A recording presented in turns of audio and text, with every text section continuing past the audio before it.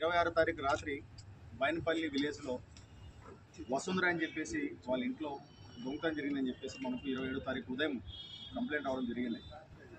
దానిపైన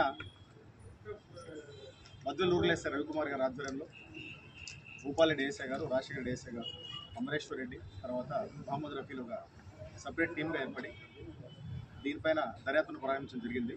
అందులో భాగంగా ఫిర్యాదుదారులు ఇచ్చినటువంటి కొన్ని క్లూస్ మేరకు, అంటే ముద్దా యొక్క రూపురేఖలు ఎట్లా ఉంటాయి, వాళ్ళు ఏ విధంగా వచ్చారు, ఏ విధంగా పోయినారని చెప్పేసి వాళ్ళు ఇచ్చినటువంటి క్లూ మేరకు మా క్రైమ్ పార్టీ అంతా కూడా దాన్ని మనసు పెట్టి మరీ దాన్ని ఛేదించడం జరిగింది. అందులో భాగంగా గుండాల వెంకట సుబ్బయ్య అని చెప్పేసి ఇతను టౌన్లో ఉంటాడు. ఇతని యొక్క కదలికలపై నిఘా పెట్టడం జరిగింది. అతని యొక్క కదలికలు అనుమానాస్పదంగా ఉండడంతో కొత్త టీం అంతా కూడా అతని యొక్క వేరే పురుషుని కనుక్కొని కడపకి వెళ్ళడం జరిగింది.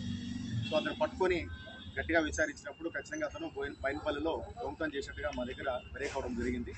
ఇదంతో పాటు అదే రోజున ఇతను బైక్లో ఇంకొతను గొల్ల రవికుమార్ అని చెప్పేసి తన అసోసియేట్గా కూడా వెళ్ళడం జరిగింది. ముందు రోజే ఇద్దరు రెక్కి చేసుకున్నారు. బయట నుంచి ఎవరు రాకుండా చూసుకోవడానికి గాను రవికుమార్ లోపల కాస్తూ ఉండగా మనకు ఈ ఎవరైతే మనకు వెంకట సుబ్బయ్య ప్రథమ ముద్దాయి ఉన్నాడో ఇతను బేసిక్గా ఏదైనా హౌస్ బ్రేక్ కానీ ఇల్లు తాళాలు ఉన్నట్టు పాల్గొట్టేసి దొంగతనం చేసే అలవాటు అయితే, బట్ ఈసారి కొత్తగా ట్రెండ్ మార్చడం జరిగింది. వీళ్ళు వసుంధర అని చెప్పేసి కంప్లైంట్ పార్టీ ఎవరైతే ఉన్నారో ఆరు బయట పడుకొని వాళ్ళ ఇంటి తాళాలన్నీ కూడా దిండి కింద పెట్టుకొని పడుకోవడంతో రిక్కి నిర్వహించుకున్నటువంటి ఇతను ఆ తాళాలు తీసుకొని ఇంట్లోకి దొంగగా ప్రవేశించి లోపల బీరువా తాళాలు కూడా బయట అక్కడే టేబుల్ మీద ఉంటే తీసుకొని బీరువాని కూడా ఓపెన్ చేసి సుమారుగా 20 తులాల బంగారు ఆభరణాలు దొంగిలించడం జరిగింది. సో మనకు ఈ దర్యాప్తులో భాగంగా మొదటి ముద్దాయిని మనం పట్టుకోవడం జరిగింది. అతని దగ్గర ఇంటాక్ట్ 20 తులాల యొక్క బంగారు ఆభరణాలు కూడా మనం స్వాధీనం చేసుకోవడం జరిగింది. గొల్ల రవికుమార్ ఎవరైతే అప్స్కాన్లో ఉన్నాడో అతని యొక్క లొకేషన్ కూడా వేరే ఏరియాలో, వేరే స్టేట్లో వస్తూ ఉంది. అతన్ని పట్టుకోవడానికి కూడా వేరే టీంలు పంపించడం జరుగుతుంది.